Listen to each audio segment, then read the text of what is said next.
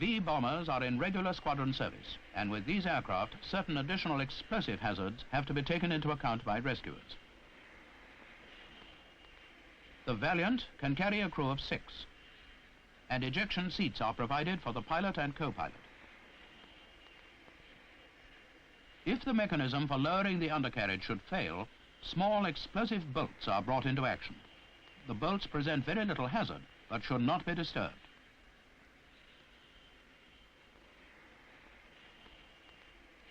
There may be bombs in the bomb bay, but these present no hazard unless there is fire. A signal pistol is normally carried, and one may be fitted on the port side of the cockpit with the barrel protruding here. The word bomber used in connection with a crash landing alarms some people, but many of their doubts are unfounded. Listen now to a Bomber Command armament officer discussing the subject with an officer of the London Fire Brigade.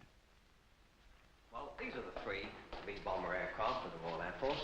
The Valiant, the Vulcan, and the Victor. Yes. Now, your explosive hazards from these aircraft will come from the canopy mechanism, the ejection seats, the signalling equipment, and possibly bombs in the bomb bay. Now, having made the seats safe, and remember, there may be more than one in these large aircraft, don't operate any switches. Don't pull any handles. That's a red one, black and yellow striped one. And above all, don't pull the trigger of the signal pistol. It may well be loaded. What type of signal apparatus have you on these aircraft? Well, in these aircraft, it's a pressurized pistol, Yes. firing out through the cabin roof. But all you'll see inside is just an ordinary revolver handle and a trigger. Right. Now, what other explosive hazard is there on these aircraft apart from the bomb load? Well, of course, you've got small detonators in the wings and in the fuselage, Yes. but most of these are part of the aircraft's own fire extinguisher system, and I don't think they're a really serious hazard. Good. Now, what about the bomb load?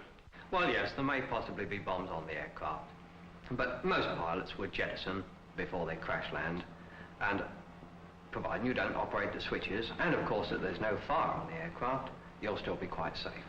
Right. Now, supposing there is fire.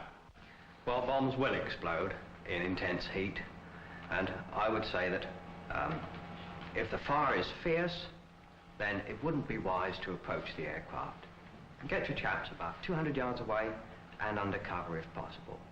In general, you could say that if the fire is fierce enough to detonate the bombs, then the fire alone would stop you getting anywhere near the crew cabin. Yes.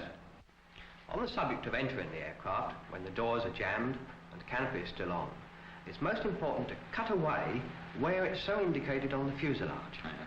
These indications are 4 corners, like that. Yeah. And in the center, emergency entrance, cut here. Now, you're left with 4 essentials. Do make sure the ejection seat is safe. Don't pull any handles. Don't operate any switches. And don't pull the trigger of the signal pistol.